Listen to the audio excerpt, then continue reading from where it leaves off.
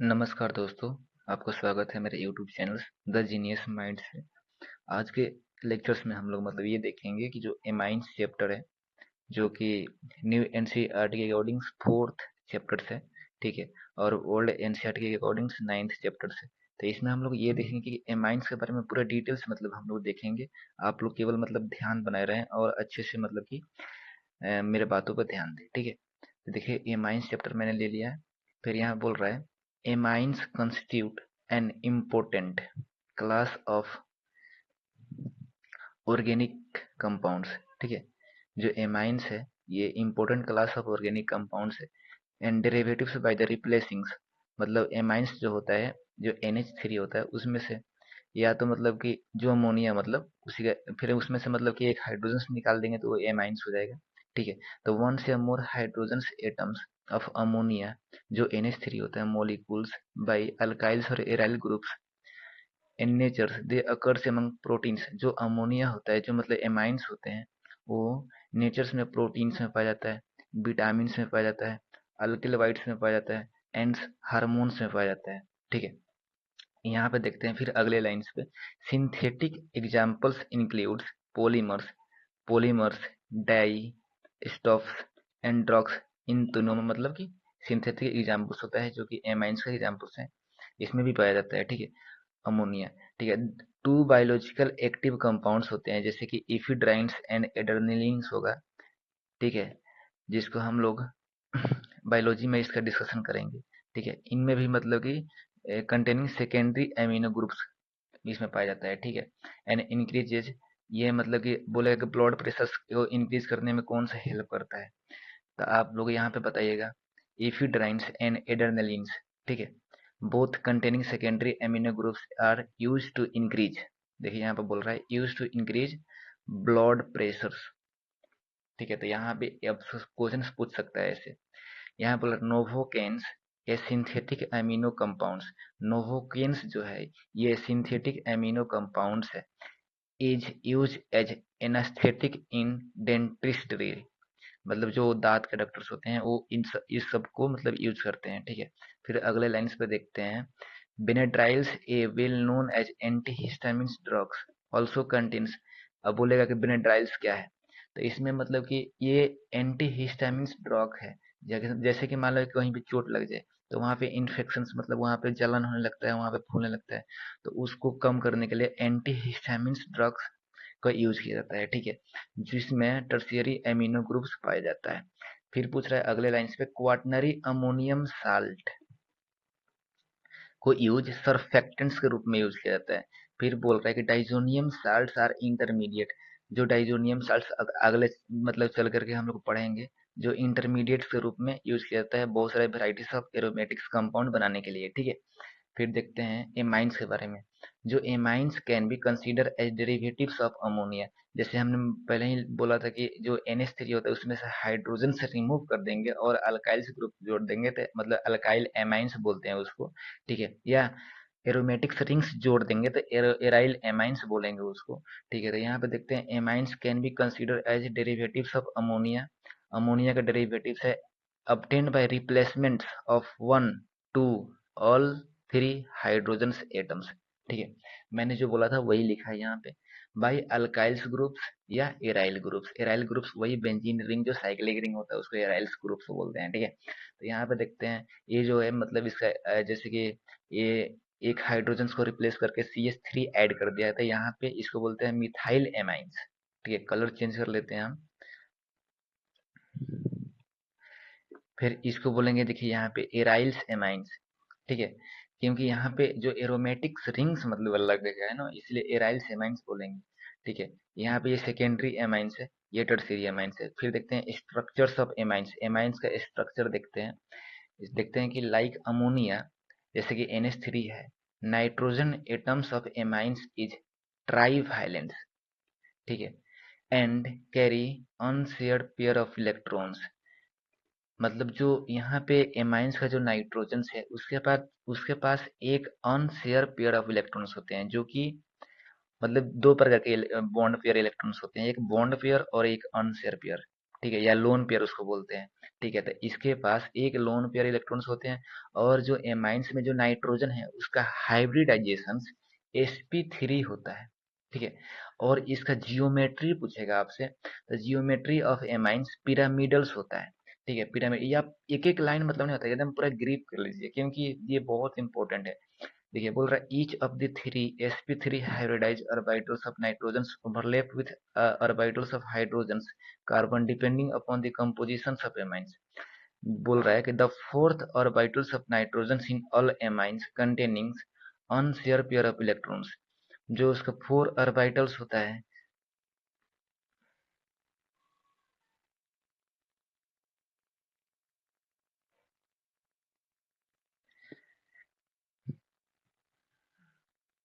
जो एमाइंस का 4 ऑर्बिटल्स होता है, ऑल एमाइंस का, उसमें मतलब कि जो लोन पेयर्स इलेक्ट्रॉन्स पाए जाते हैं, वही यहाँ पे बोल बोल सकते हैं, मतलब कि कौन सा ऑर्बिटल्स में लोन पेयर्स ऑफ इलेक्ट्रॉन्स पाया जाता है एमाइंस के केस में।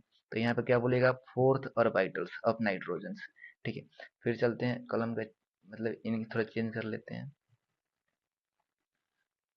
Due to the presence of unshare pair of electrons, the angles, मतलब जो लोन पेयर्स ऑफ इलेक्ट्रॉन्स पाया जाता है उसके वजह से C N E, where E is C और एच लेस देन 109.5 डिग्री। आप जानते हो कि जब भी sp3 हाइब्रिडाइजेशन होता है किसी भी कंपाउंड्स का, तो उसका बॉन्ड एंगल्स 109.5 होता है। ठीक है, और यहाँ पे मतलब कि लोन पेयर इलेक्ट्रॉन्स के होने की वजह से इसका बॉन्ड एंगल्स, मतलब रिपल्शन का होता है, रिपल्शन के कारण इसका बॉन्ड एंगल्स 108 डिग्री होता है। पूछेगा कि मतलब एमाइंस का बॉन्ड एंगल कितना होता है, तब क्या बताइएगा, 108 डिग्री, और या लेस देन 109.5 डिग्री, दोनों आ सकता है आपके ऑप्शंस में। ठीक है, फिर चलते हैं क्लासिफिकेशंस के बारे में देखते हैं। Amines are classified as primary, ठीक है, secondary and tertiary depending upon numbers of hydrogen atoms replaces by alkyls और aryl groups of ammonia molecules. ठीक है, जो एमाइंस होता है, मतलब कि इसके आधार पे मतलब क्लासिफाई किया जाता है कि किस कितना उससे आर ग्रुप मतलब ऐड है। ठीक है, तो जैसे कि एग्जाम्पल से यहाँ पे देखेंगे, ये अमोनिया है, NH3। ठीक है, और यहाँ पे देखेंगे कि इसको एक हाइड्रोजन इसमें से हटा करके इसमें आप आर जोड़ दिए, तो ये प्राइमरी एमाइंस हो गया।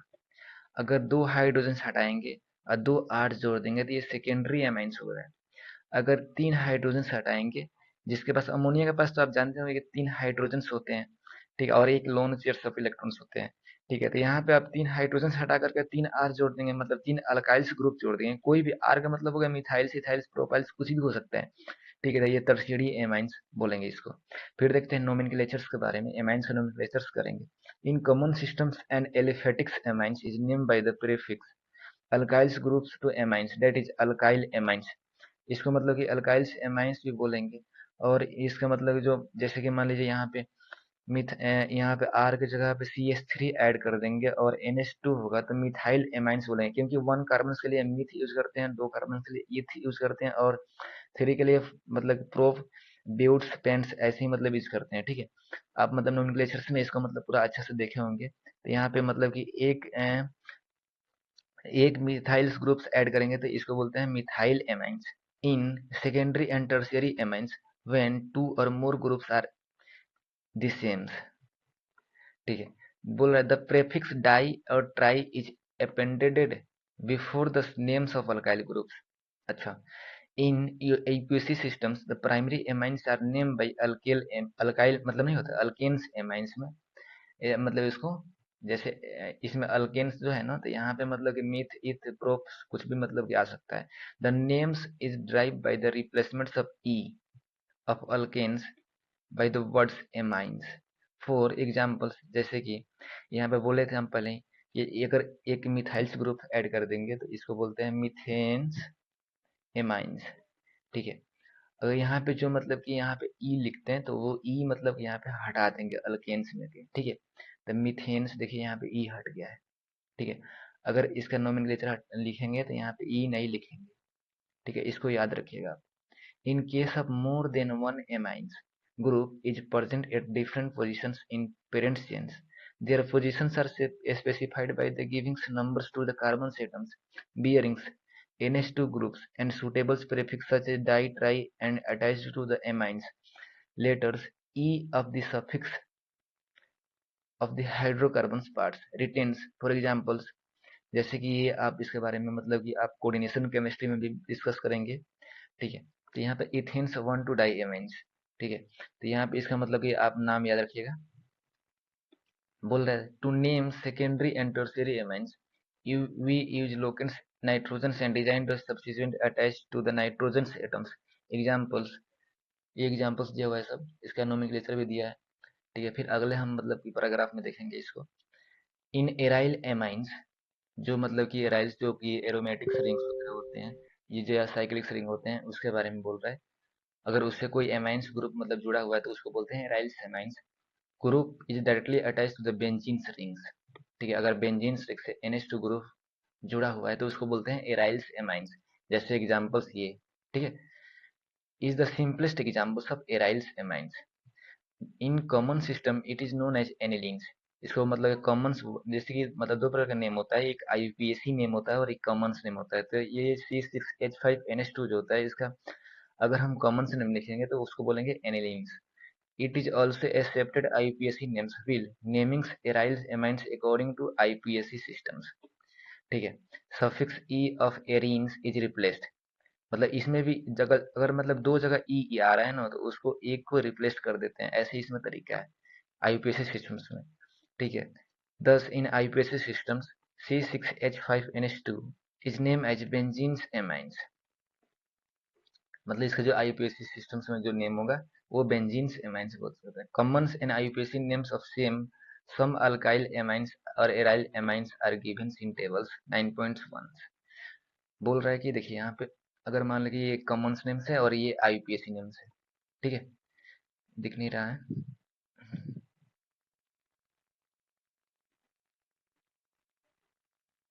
ये जो है IUPAC नेम्स है और ये जो है कॉमन नेम्स है, ठीक है।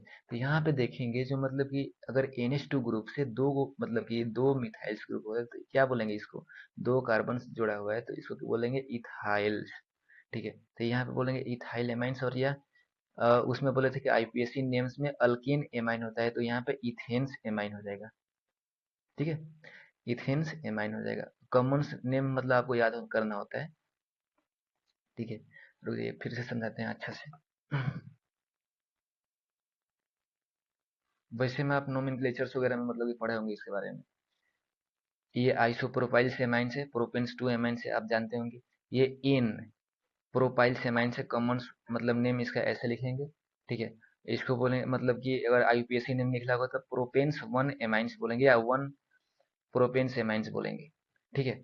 ऐसे ही आप मतलब कि बहुत पहले मतलब कि इसको नोमेनक्लेचर सबसे पहले आप पढ़ के आइएगा तभी ये समझ में आएगा, ठीक है। फिर यहाँ पे मतलब कि इसका जो इथाइल्स मिथाइल्स एमाइंस भी बोल सकते हैं और यहाँ पे IUPAC नेम लिखना होगा तो एन एन मिथाइल्स इथाइल्स एमाइंस बोलेंगे, ठीक है। यहाँ पे आप देख रहे होंगे ऐसे ही मतलब कि सारे लेक्चर यहाँ पे मतलब दिया गया है, ठीक है। तो आप जब तक मतलब कि नोमेनक्लेचर वगैरह नहीं पढ़ जाएंगे तब तक ये समझ में नहीं आएगा, ठीक है। फिर चलते हैं हमें आगे। यहाँ पे बोल रहे हैं प्राइमरी सेकेंडरी टर्शियरी एमाइंस, तो आप यहाँ पे इसको मतलब कि बना करके आप कमेंट्स में इसके आंसर दीजिएगा। बोल रहा है कि 9.4 में preparations of amines. Amines are prepare by the following methods, बहुत सारे मेथड्स हैं। फर्स्ट मेथड देखते हैं, रिडक्शंस ऑफ नाइट्रो कंपाउंड्स। जो नाइट्रो कंपाउंड्स जो NO2 ग्रुप है जो बेंजीन रिंग से पाया जाता है, अगर उसका रिडक्शन करते हैं H2 प्लेटिनम्स इथेनॉल्स के प्रेजेंस में, ये रीजेंट बहुत याद मतलब बहुत इंपॉर्टेंट है, इसको याद करके ही रखिए, ठीक है। तो एमाइन्स बन जाता है मतलब एनिलीन्स बन जाता है, ठीक है। यहाँ बोल रहा है nitro compounds are reduced in the amines by passing hydrogen gas, ठीक है, and presence of finely divided nickels, platinums and also by reductions with metals acidic mediums. Nitroalkanes can be also similarly reduced to corresponding alkanes amines, ठीक है। तो NO2 group मतलब जो होता है reduce हो जाता है NH3 ग्रुप NH2 ग्रुप में, ठीक है। तो यहाँ पे मतलब कि आप इसको मतलब कि पूरा ध्यान रखिएगा कि NO2 ग्रुप NH2 ग्रुप में रिड्यूस हो जाएगा और इसमें पूछ सकता है आपसे कि सबसे बेस्ट रिएजेंट्स कौन सा है। तो यहाँ पे आयरन प्लस HCl होता है जो कि बेस्ट रिएजेंट होता है कि NO2 से NH2 में कन्वर्ट करने के लिए। ठीक है, फिर चलते हैं अगले लाइन पे। Reductions with iron scrap and hydrochloric acids are presents up because FeCl2 forms get hydrolyzed to release hydrochloric acids during the reactions. Thus, only the small amount of hydrochloric acid required to initiate। पूछेगा कि जो hydrochloric मतलब कि HCl है उसका requirements क्यों पड़ता है, तो क्या बताइएगा आप। रिएक्शंस को इनिशिएट करने के लिए। ठीक है, यहाँ पे मतलब कि आप ऐसे याद रखिएगा, रिएक्शंस को इनिशिएट करने के लिए ओनली, देखिए ओनली स्मॉल से amounts of hydrochloric acids are required to initiate reactions. फिर देखते हैं दूसरा number, ammonolysis of alkyls halides. You have reads unit 6 class 12th that the carbon's halogens bonds of alkyls and benzylic halides can be easily cleaved by the nucleophiles. Hence, an alkyls or benzylic halides reactions with ethanolic solutions of ammonia undergo nucleophilic substitution reactions in which the halogens atoms is replaced by ammonia groups. It is known as cleavage of CX bonds by the ammonia molecules known as ammonolysis। जो मतलब alkyl halides होता है, तो अगर उसको हम लोग ammonia से रिएक्शन कराएंगे तो ये X माइनस निकल जाएगा और यहाँ पे NH2 जुड़ जाएगा। NH3 प्लस X माइनस मतलब ये सब्स्टिट्यूटेड अमोनियम साल्ट्स है, लेकिन यहाँ पे मतलब कि NH2 और HX मतलब बाहर निकल जाएगा और NH2 जुड़ जाएगा। ठीक है, तो उसी को बोल रहा है कि अमोनोलिसिस, मतलब कि जो अमोनिया को बनाने के प्रोसेस को ही बोलते हैं अमोनोलिसिस।